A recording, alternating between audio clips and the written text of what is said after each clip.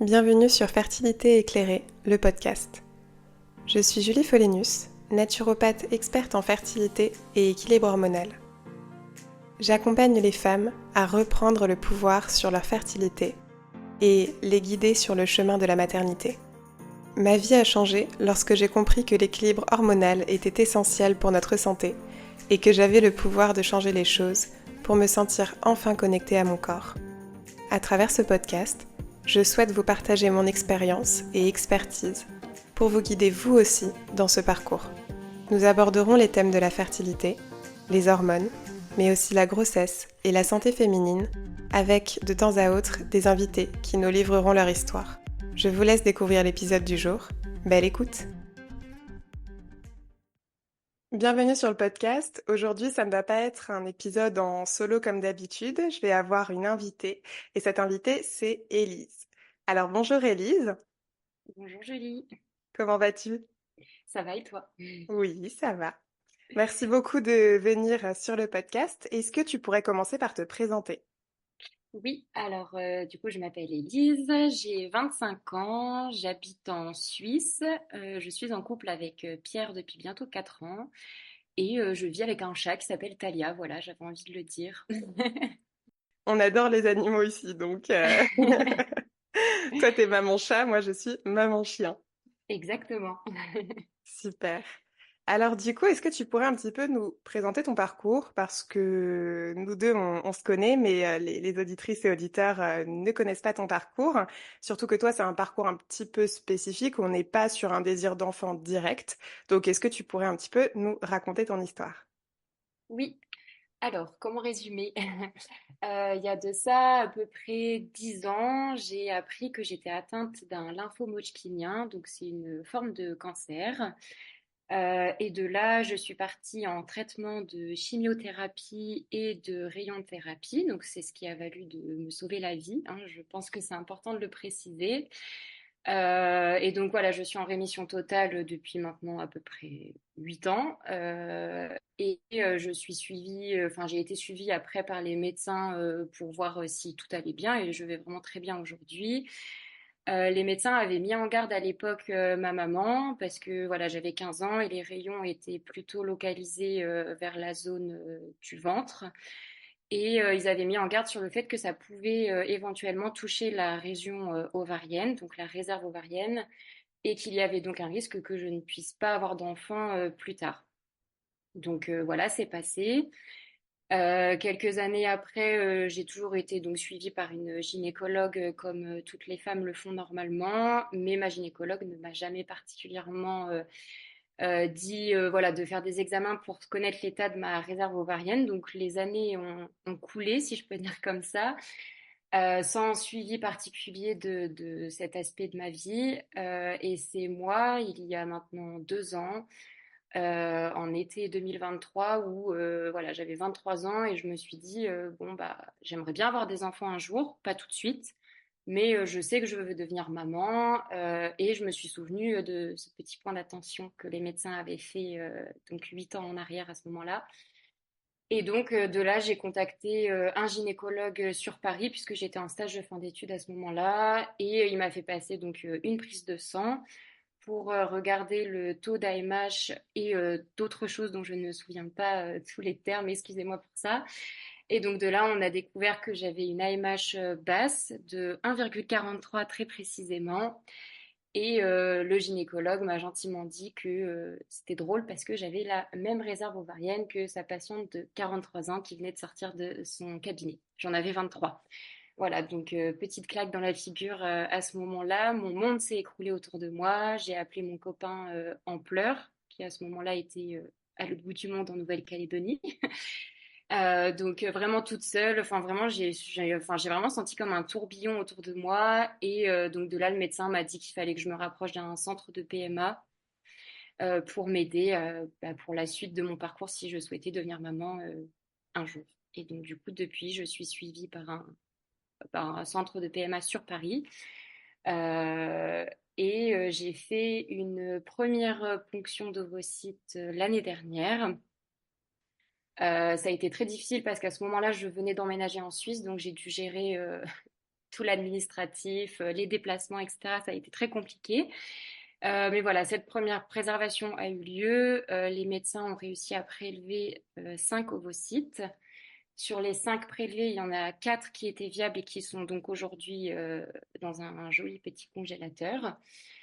Et la semaine dernière, j'ai fait ma deuxième ponction, donc à peu près un an après. Et là, j'ai eu 12 ovocytes de prélevés et 9 qui ont pu être préservés. Donc j'ai aujourd'hui 13 ovocytes, pardon, euh, qui sont préservés et j'ai pour projet de faire une troisième ponction. Non pas que j'adore ça, mais parce que voilà, mon envie de devenir maman est très fort et j'ai envie de mettre toutes les chances de mon côté.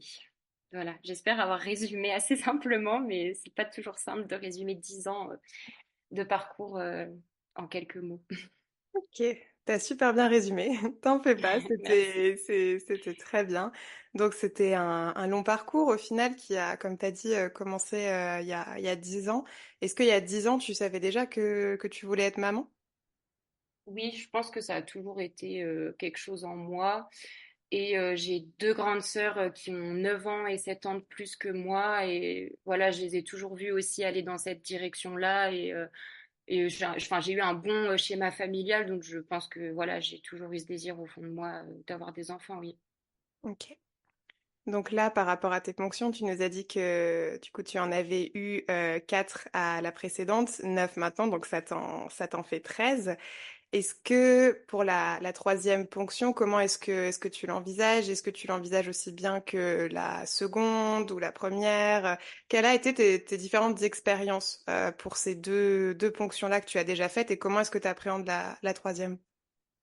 Alors, je sais que d'une ponction à une autre, on peut avoir des résultats qui sont totalement différents. Donc, je vais pas me mettre dans la tête que parce que j'en ai eu 9 cette fois-ci, j'en aurai le même nombre la prochaine fois, voire plus, parce que je peux tout aussi bien en avoir moins. Mais une chose est sûre, c'est que pour moi, la première ponction, je l'ai pas très bien vécue. Parce que voilà, comme je l'ai dit, c'était une période qui était pas simple pour moi. J'étais en transition professionnelle, en transition, on va dire, géographique, puisque je venais de changer de pays. Et donc, c'est vrai que l'année dernière, pour cette première ponction, j'ai très mal géré le stress. Moi, je dirais même que je ne l'ai pas du tout géré. Je n'étais pas du tout préparée à cette ponction, je ne savais pas à quoi m'attendre, que ce soit psychologiquement, physiquement parlant. Voilà, je partais vers l'inconnu. En plus de ça, quand même loin de chez moi, il y avait toute une logistique à organiser, les médicaments à récupérer, etc. Je ne sais pas si c'est pour ça qu'on en a récolté que 5, mais en tout cas, cette année, j'ai fait le choix donc de me rapprocher de toi, Julie. J'ai eu la chance de découvrir ta page Instagram 3 mois et demi avant ma ponction. Je crois que c'était un signe du destin, puisqu'il faut 3 mois, comme tu le dis si bien, pour améliorer sa fertilité, sa qualité folliculaire. Et donc de là, voilà, je t'ai contacté et j'ai lancé le programme d'accompagnement de 3 mois avec toi. Et je pense pouvoir dire que ça m'a clairement aidée. Je l'ai vu sur plusieurs aspects. Bah, enfin voilà, déjà tu m'as donc aidé à améliorer mon alimentation et au-delà de ce que ça a apporté pour cette ponction, ça m'a apporté aussi une meilleure hygiène de vie dans le quotidien et ça, je pense que ça te fait mal ça ne fait de mal, pardon, à personne, soyons honnêtes. Voilà, tu m'as permis de me remettre au sport, tu m'as donné des outils pour mieux gérer mon stress, pour mieux relativiser. Savoir que voilà, il faut contrôler ce qu'on peut contrôler, mais il faut lâcher prise sur ce qui n'est pas contrôlable. Et ça, c'est super important. Ça m'a vraiment aidé. Et puis voilà, le soutien psychologique, le fait d'avoir une personne à qui poser plein de questions, aussi le groupe WhatsApp qu'on a avec les autres femmes qui sont accompagnées par toi. Pour moi, ça a été un vrai soutien et j'ai vraiment senti une nette différence par rapport à l'année dernière où je me suis sentie plus stable et plus préparée à ce qui m'attendait. Merci pour tes mots, c'est adorable. Je suis contente que l'accompagnement ait pu t'aider parce que c'est vrai que souvent sur mon compte, on parle de désir d'enfant, de fertilité, etc. Alors, je le dis souvent, hein, l'équilibre hormonal, c'est la fertilité, c'est l'équilibre hormonal. Donc en fait, en soi, un accompagnement pourrait être bénéfique à toutes les femmes ayant des déséquilibres hormonaux, des désirs aussi qui sont différents parce que toi, dans ton cas, c'était d'abord pour préserver les ovocytes pour ensuite pouvoir aboutir à une grossesse plus tard. Donc c'était pas un désir d'enfant direct, mais c'était pour la suite qu'à l'origine tu m'avais contacté.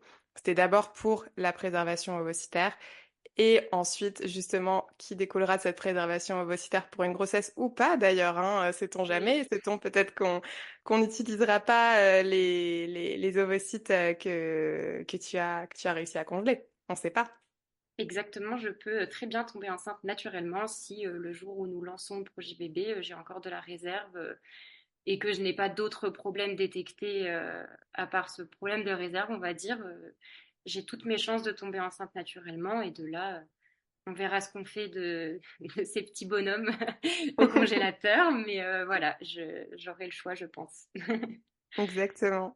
Parce que pour celles qui nous écoutent et qui ont une IOP, donc une insuffisance ovarienne précoce ou une AMH basse d'ailleurs, je pense aux femmes qui ont plus de 40 ans notamment.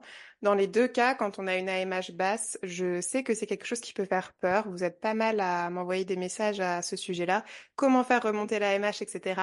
Alors oui, c'est possible de faire remonter un petit peu l'AMH. D'ailleurs, ça a été ton cas, Élise, si je dis pas de bêtises. Oui, oui, C'était la bonne surprise. exactement. Euh, mais c'est pas une promesse que moi je ferai. Par contre, on peut se concentrer sur la qualité. On peut rarement augmenter la quantité. Alors ça arrive, comme je l'ai dit avant, mais la qualité, elle est primordiale en fait. C'est ça qui va compter parce qu'au final, il en suffit que d'un seul. Voilà, c'est tout. Juste un seul ovocyte qui soit de bonne qualité, une ovulation qui soit de bonne qualité, une phase lutéale qui soit de bonne qualité, assez de progestérone, etc. Pour en tout cas, du côté de la femme, que ça se passe bien. En gros, du gros, hein, je schématise bien sûr, il y a beaucoup plus de facteurs à prendre en compte, notamment du côté de monsieur, si vous êtes un couple hétéro et que c'est pas un parcours avec une femme ou un parcours solo. Mais voilà, sachez qu'une AMH basse ou une IOP, c'est totalement possible de tomber enceinte. Il faut juste vraiment se concentrer sur la qualité ovocytaire. Alors, cet épisode de podcast n'a pas pour but de parler de la qualité ovocytaire. Je pourrais en faire un autre. Mais voilà, c'était une petite parenthèse, notamment par rapport à ton cas. Est-ce que tu pourrais un petit peu nous parler des difficultés que tu as rencontrées dans ton parcours, ce que tu as trouvé le plus compliqué ou les plus compliqués? Ouais, on peut dire les, je crois. Alors déjà, je pense que quelque chose qui est difficile, en tout cas pour moi personnellement, ça a été les phrases que les médecins ou le corps médical de manière générale peut voilà, avoir à notre égard. J'ai eu plusieurs fois voilà, des phrases qui sont blessantes, de type ah, mais vous n'êtes pas malade, vous avez juste un problème de réserve. Alors oui, effectivement, mes jours ne sont pas comptés. Mais j'ai le désir d'être maman, donc je pense avoir tout autant le droit que les autres, voilà, d'avoir un suivi médical, etc.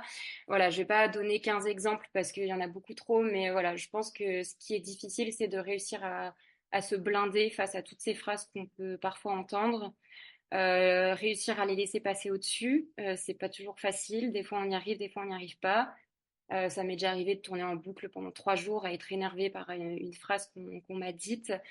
Donc ça, voilà, c'est quelque chose, en tout cas personnellement, qui est difficile. Après, ce qui peut être aussi difficile, c'est voilà, d'avoir des proches dans son entourage qui tombent enceintes. Pour ma part, j'ai eu 2 annonces de grossesse voilà, depuis ces 2 ans. J'ai pas le sentiment de les avoir mal vécues. Je sais que pour certaines, ça peut être compliqué. Euh, je vais peut-être un peu m'éloigner du sujet, mais il y a une phrase que ma sœur m'a dit un jour et j'ai envie de la partager aujourd'hui sur ce podcast. C'est que le bonheur des autres n'est pas le sien en fait. Enfin, c'est-à-dire que si quelqu'un nous annonce une grossesse et que cette personne est très heureuse, ça ne veut pas dire qu'on est obligé d'être heureuse tout de suite pour la personne. Donc voilà, bien entendu, quand c'est une amie, un proche de la famille, on est forcément très content.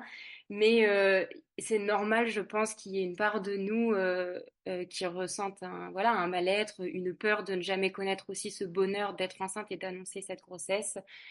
Et à l'inverse, notre bonheur n'est pas non plus celui des autres. Je trouve que cette phrase est difficile à entendre, mais je trouve aussi qu'elle est vraie. Voilà, c'est quelque chose qui peut être difficile dans ce parcours, mais voilà, enfin pour ma part, je pense plutôt bien gérer. Parce que voilà, je sais que moi, le jour où je serai enceinte, parce que je suis convaincue que j'arriverai à l'être un jour, j'aurai envie qu'on se réjouisse pour moi, donc j'ai aussi envie de me réjouir pour les autres, et voilà, je trouve que c'est important. Et puis après, voilà, dans ce parcours, c'est aussi la gestion du stress qui n'est pas facile du tout. Donc je pense que c'est important de se faire entourer. Personnellement, je n'ai pas de psychologue, mais je recommande fortement à n'importe qui d'en avoir un. Je cherche à en avoir un, mais c'est pas toujours évident d'en trouver. Donc voilà, je pense avoir un soutien d'un psychologue, c'est important, même si on est entouré par les amis, par la famille. Je pense que d'avoir quelqu'un d'extérieur, c'est très important. Et Julie, tu as quelque part été ma psychologue pendant ces 3 mois et demi. Voilà, ça m'a aidé, je pense, d'avoir un point de vue extérieur et surtout professionnel, en fait, d'avoir des vrais, enfin voilà, pas du juste mais ça va aller, t'inquiète pas, les miracles, ça existe. Ces phrases-là, parfois on a besoin de les entendre, hein, c'est voilà, c'est important. Mais parfois on a aussi besoin d'entendre du factuel. Et Julie, c'est ce que tu apportes avec ton accompagnement, c'est que tu expliques très bien les choses. Et je trouve que ça, voilà, ça aide. Donc voilà, être bien entouré, laisser les phrases des médecins nous passer au-dessus et ne pas culpabiliser si des fois on a de la jalousie face aux annonces des autres et voilà, se dire que le bonheur des autres n'est pas le nôtre et inversement. Voilà.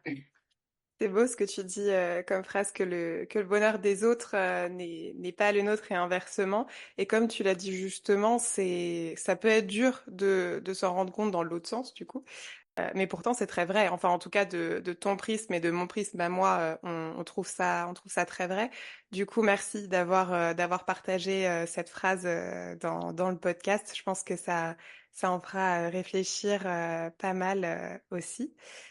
Quand tu parlais des réflexions des médecins, Oui. quand on est en insuffisance ovarienne précoce, souvent, enfin, c'est souvent lié au fait d'être jeune aussi, enfin, dans le sens où quand on a une insuffisance ovarienne précoce, ça veut dire qu'on est plus jeune.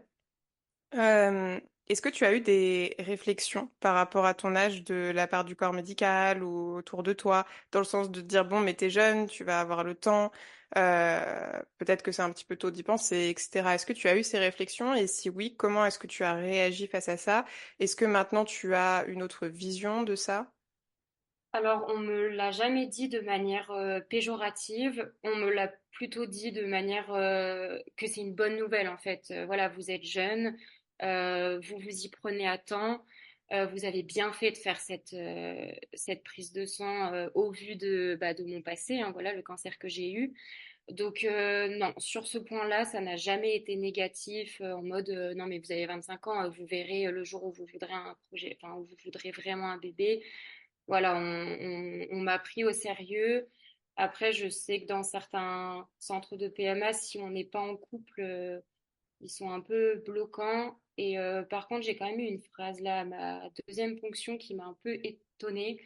J'ai demandé à ma médecin si le jour où je serai en projet bébé et si on a besoin d'utiliser mes follicules qui sont aujourd'hui au congélateur, si on pouvait les faire transférer de Paris à la ville et donc le centre de PMA où on sera suivi à ce moment-là. Et elle m'a dit oui du moment que vous êtes en couple hétérosexuel et que vous remplissez les conditions, etc. Et là, j'ai un peu buggé parce que je me suis dit, mais du coup, enfin, admettons, je lance mon projet de bébé dans 5 ans, je ne suis plus avec mon copain actuel et finalement, je me révèle vouloir être avec une femme et avoir un enfant avec cette femme, ou que finalement, je deviens célibataire et que bah, je ne veux, enfin voilà, je veux un bébé toute seule, quoi, parce il y a beaucoup de femmes qui se lancent dans des projets bébés toutes seules. Je me suis dit, mais du coup, ça veut dire que là, mes 2 ponctions, j'aurais pas le droit de m'en servir parce que je ne suis plus dans les conditions initiales. Voilà, j'avoue ne pas avoir tout compris.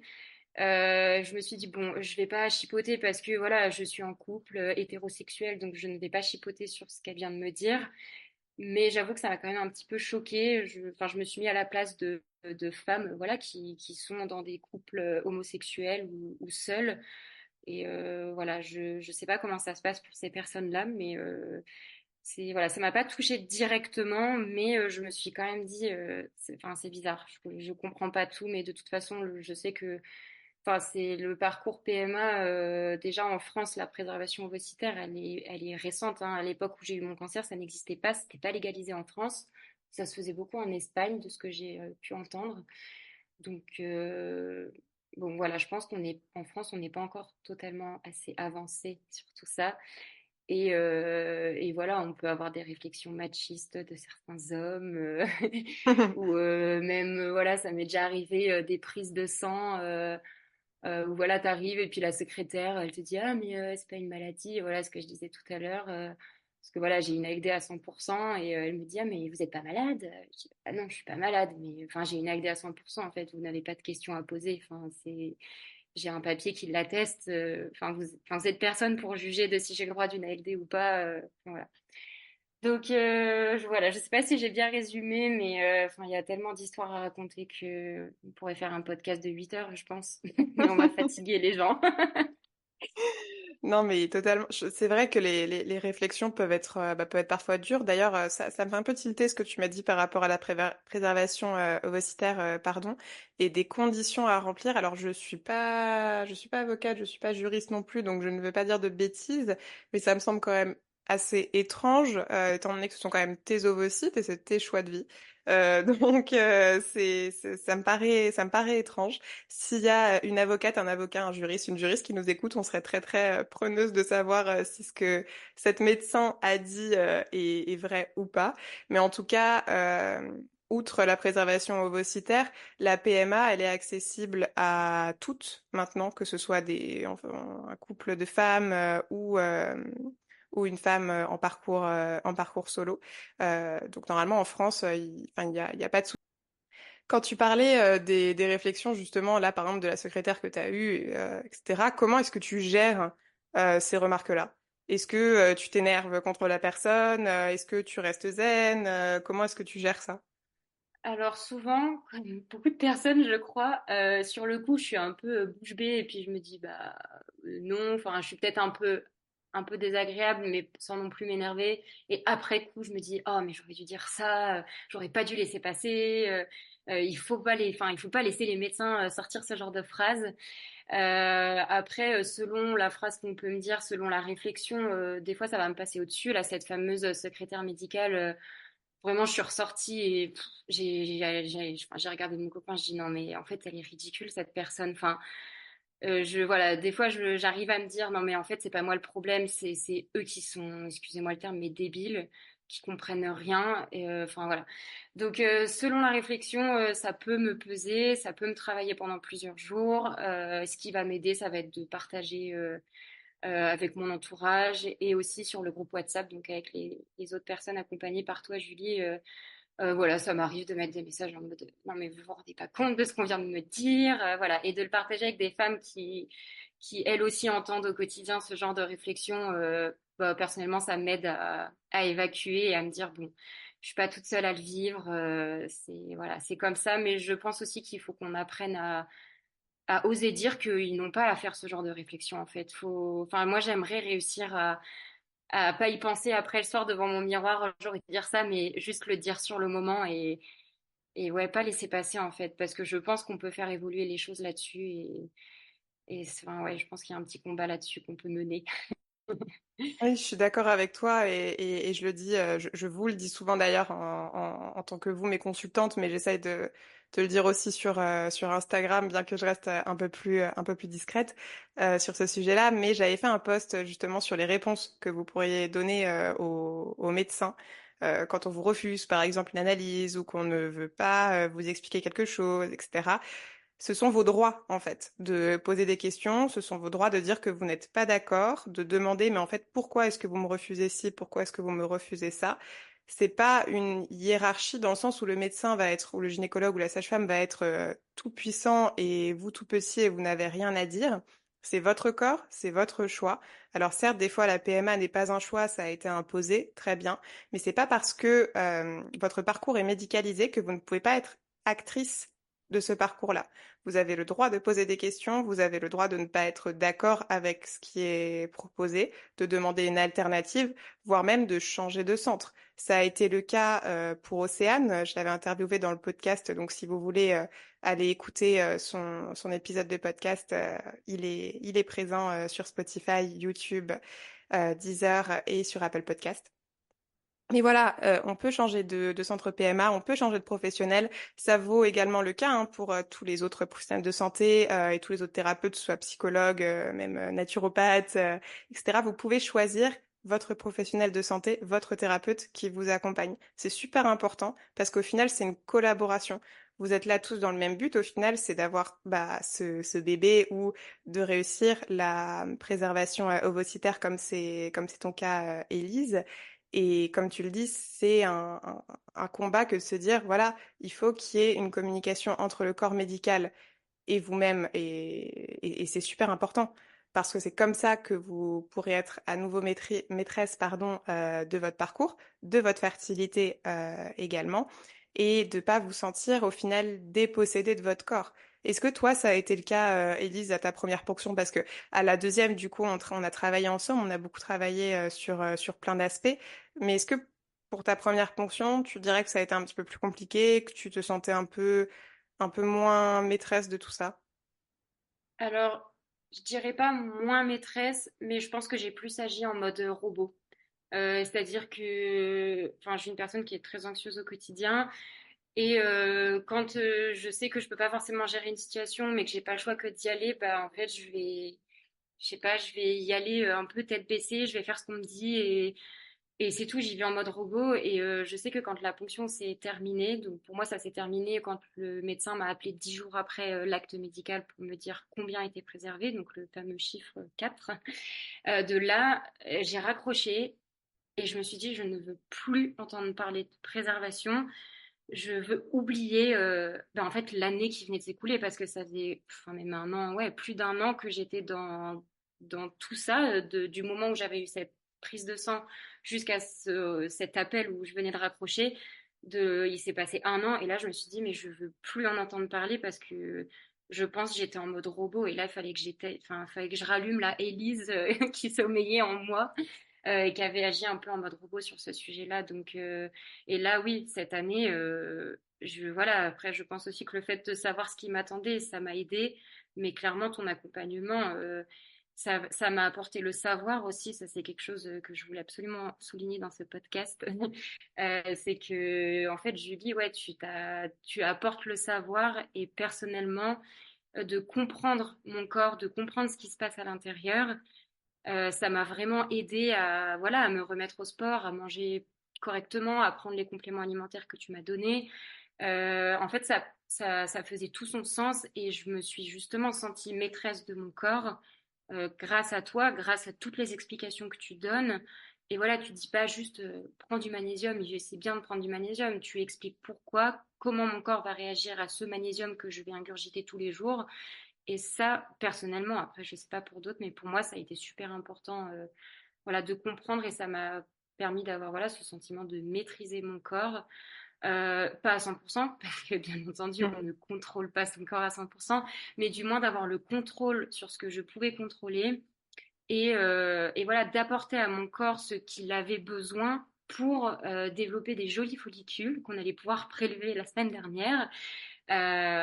Et voilà, je pouvais pas contrôler combien de follicules, je pouvais pas être sûre de leur qualité, mais en tout cas, je pouvais mettre toutes les chances de mon côté pour aider mon corps à faire son travail finalement. Donc voilà, je dirais à faire équipe avec mon corps si on veut être un peu philosophique. Oui, je me souviens qu'on discutait beaucoup toutes les deux sur tous les aspects du corps, du cycle féminin, et je me rappelle que tu avais eu une certaine incompréhension par rapport à la folliculogénèse, à comment les follicules se développaient, et du coup, j'avais refait un petit exposé là-dessus. Je sais plus si tu te souviens. Oui, oui, très bien. J'avais des questions. Enfin, ouais, je voulais vraiment comprendre. Je crois que j'avais besoin d'un cours de SVT avec des petits schémas et tout. Et tu me l'as fait, tu m'as expliqué et ça m'a vraiment aidé à comprendre parce que du moment, je trouve, où on ne comprend pas ce qui se passe dans son corps, comment est-ce qu'on peut mettre des choses en place derrière? Voilà, je me dis quelqu'un qui essaye de tomber enceinte mais qui n'y arrive pas. et qui derrière, voilà, ne change, enfin, ne change pas ses habitudes, ne change pas, je sais pas, voilà, son alimentation, etc. Je crois que tu as fait un post récemment sur ça d'ailleurs, qu'on ne peut pas espérer de changement sans mettre des actes derrière, ou je sais plus exactement, tu l'as bien mieux formulé que ça, bien entendu. Mais voilà, je pense que ce post que tu as fait est très vrai et je l'ai ressenti grâce à ton accompagnement finalement. Merci pour tes mots. Encore une fois, merci. Euh, Par rapport à justement à cet accompagnement qu'on a eu ensemble, tu me disais du coup que les outils qui t'avaient le plus aidé, c'était la connaissance, au final, le fait de savoir pourquoi est-ce qu'on faisait les choses. Et c'est vrai que c'est quelque chose que je dis souvent, que ce soit en début d'accompagnement ou que ce soit sur mes réseaux. Mais vraiment, le premier conseil que je peux vous donner, c'est de comprendre votre corps, comment votre cycle fonctionne, est-ce qu'il y a des dysfonctionnements, comment on peut l'observer, qu'est-ce que la glaire cervicale, savoir si la phase lutéale est assez longue pour faire une grossesse, savoir s'il y a un problème au niveau de l'ovulation, comment sont ses règles, l'aspect de ses règles, etc. Tout ça nous indique déjà de très très belles choses pour la fertilité et tout ça, ça s'apprend surtout. Et je pense que pour vraiment redonner aux femmes la, la maîtrise, on va dire, de leur cycle et de leur fertilité, ça commence par l'apprentissage. Et il y a une phrase que j'aime beaucoup dire, c'est le savoir, c'est le pouvoir. Et je pense que c'est quelque chose de très, très vrai. Oui, 100%. Je confirme. Super. Bon, bah, du coup, on arrive à la fin de notre petite interview. Mais avant qu'on se quitte, je voulais savoir si tu avais un conseil ou une ressource ou autre à donner aux femmes qui nous écoutent, donc que ce soit des femmes qui sont atteintes d'IOP, qui veulent préserver leur ovocyte, ou des femmes qui sont en désir d'enfant. Qu'est-ce que tu aimerais leur dire, un conseil, une ressource, ou les deux d'ailleurs? Bah, ressource Julie, de toute évidence. Enfin, franchement, pour moi, ça a été, enfin voilà, hyper révélateur. Et après, en conseil, j'aime bien dire aux gens qu'on est notre propre médecin. Alors, pas dans le sens où c'est nous qui savons comment notre corps fonctionne, parce que bien entendu, si on n'a pas fait médecine, on ne sait pas. Mais plutôt dans le sens où il faut s'écouter. Si on pense que quelque chose ne va pas, si voilà, on a un doute sur un examen médical qu'on nous a demandé de passer, si on a un doute sur le protocole qu'on nous donne, etc. Comme l'a dit Julie, c'est hyper important de voilà, poser des questions. Finalement, c'est notre corps, on est seul maître de notre corps. Donc c'est important de poser les questions, de comprendre, et on a le droit de dire non. Si on nous propose quelque chose avec lequel on ne se sent pas de faire, il faut dire non. J'avais entendu une phrase de quelqu'un un jour, voilà, qui expliquait aussi un peu son parcours PMA, et en fait qui disait que c'est en fait c'était à nous individuellement de constituer notre équipe, enfin voilà notre équipe pour nous aider à avoir notre projet bébé. Et donc en fait ça signifie que voilà, si vous rencontrez un gynécologue et que ce gynécologue vous n'avez pas de feeling avec, ou que vous n'êtes pas en accord avec ce qu'il vous demande de faire, vous avez le droit de changer de gynécologue. Vous pouvez vous faire accompagner d'une Julie, donc d'une naturopathe. Vous pouvez vous faire accompagner d'un psychologue. Vous pouvez vous faire aider de beaucoup de manières. Mais je pense que voilà, c'est important de constituer son équipe. Et du moment où on a la bonne équipe, je pense on peut tous, enfin toutes et tous, si on parle de couple, avoir un enfant. Voilà, que ce soit naturellement, par don d'ovocytes, par adoption, etc. On peut tous avoir un enfant. Voilà, il faut trouver sa bonne équipe. Et voilà, je pense que ouais, l'équipe. Je crois l'équipe, c'est le mot. Enfin ouais, je pense que ouais, si on devait résumer, c'est que enfin moi je compare un peu ce parcours à une gestion de projet dans mon travail. Voilà, mon travail c'est de faire de la gestion de projet. Et finalement, ce parcours que j'ai là depuis 2 ans, pour moi, c'est une gestion de projet. Voilà, il y a la logistique à gérer, il y a les timings, il y a les rendez-vous avec les médecins. On change de médecin si on n'aime pas le médecin parce qu'on ne veut pas de quelqu'un de mauvais dans son équipe. L'objectif, c'est, enfin, la finalité, c'est d'avoir un enfant. Donc, c'est nous, le chef de projet, c'est à nous de décider de qui on veut dans notre équipe et quelles sont les étapes à suivre pour en arriver. Et on se rapproche bien entendu de l'expertise des médecins et autres personnes du corps médical. Mais voilà. Merci beaucoup, Élise. J'aime beaucoup cette métaphore de gestion de projet. Je trouve ça vraiment chouette et je pense que ça va parler à pas mal de personnes. En tout cas, merci beaucoup pour ton intervention, Élise. C'était très riche en informations. Et je te remercie de ta confiance aussi, que ce soit de m'avoir choisi pour t'accompagner dans ce parcours ou pour t'être confiée au micro du podcast. Bah, merci à toi, Julie, de m'avoir donné l'occasion de parler de mon histoire et j'espère qu'elle pourra donner de l'espoir peut-être à certaines et ouais, voilà, que la suite soit bonne pour toutes et je souhaite beaucoup de courage à toutes les femmes et à tous les couples qui souhaitent avoir un enfant. Voilà. Je suis sûre que ça va en aider beaucoup. Merci beaucoup, Élise. À bientôt. Merci, au revoir. Merci d'avoir écouté ce podcast. S'il vous a plu, n'hésitez pas à le liker ou à mettre un commentaire sous votre plateforme d'écoute. Vous pouvez également m'aider à faire connaître le podcast en me taguant sur Instagram @fertilité.éclairé sans les accents. À bientôt pour un prochain épisode du podcast Fertilité éclairée.